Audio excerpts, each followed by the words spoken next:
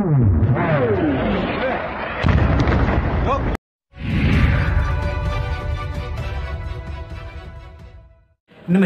इन खबर में आपका स्वागत। यूक्रेन पर रूसी हमले के बाद आज दूसरे दौर की वार्ता होने जा रही है, लेकिन दूसरे दौर की वार्ता में कोई अंजाम निकलेगा, कोई रिजल्ट निकलेगा, इसकी उम्मीद बहुत कम दिख रही है। और इसी बीच रूस ने बहुत बड़ी अब दुनिया को धमकी दे दी है। रूस ने साफ साफ कहा है कि यदि तीसरा युद्ध होगा तो न्यूक्लियर वेपन का इस्तेमाल करेगा और वो बहुत ही विनाशकारी होगा।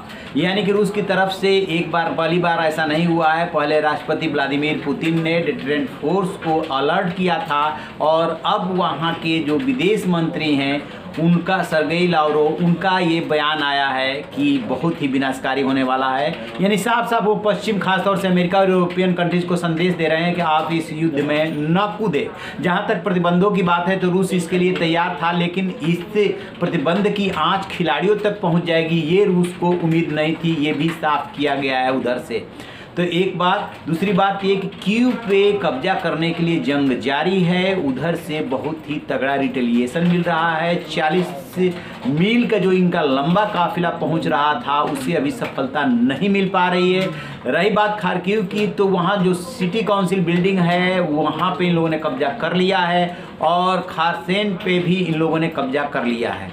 यानी कि रूस धीरे धीरे बढ़ रहा है, लेकिन दिक्कत ये आ रही है कि रूस को अपेक्षित सफलता नहीं मिल पा रही है। उसने जो उम्मीद की थी वो नहीं हो पा रहा है। उधर से रिटेलिएशन हो रहा है और रूस ने ये भी आरोप लगाया है कि जो दूसरे दौर की वार्ता होने जा रही है या यूक्रेन वार्ता नहीं कर रहा है, वार्ता करने से पीछे हट रहा है, आनाकानी कर रहा है, इंटरेस्ट नहीं ले रहा है, वो अमेरिका के इशारे पे ऐसा कर रहा है। ये कहना है रूस का। अब हकीकत क्या है कि यूक्रेन जो है वो जवाबी कार्रवाई कर रहा है और साफ कर दिया है कि जिन शर्तों पे रूस चाहता है कि समझौता हो जाए वो शर्तें इस यूक्रेन को मंजूर कतई नहीं है। कैसे जो है वो क्रीमिया पे रूस का अधिकार मान लेगा, कैसे तो पूर्वी क्षेत्र को इंडिपेंडेंट कंट्री मान लेगा, हरगिज नहीं। यहीं पे बात अटकी हुई है। यदि दो देश इसमें इंटरफेयर करें तो किसी तरीके से फॉर्मूला निकल सकता है, लेकिन अभी की जो तनातनी स्थिति है उसमें दूसरे राउंड में वार्ता का कोई नतीजा निकलता हुआ सा नहीं दिख रहा है। हालांकि इंतजार रहेगा कि दोनों तरफ से कोई बयान आता है क्या, क्योंकि पहले दौर की जो वार्ता हुई थी उसमें ऐसा कोई बयान नहीं आया था और वो बैठक बेनतीजा खत्म हो गई थी। तो आप रहिए बेखबर, देखते रहिए। Thank you.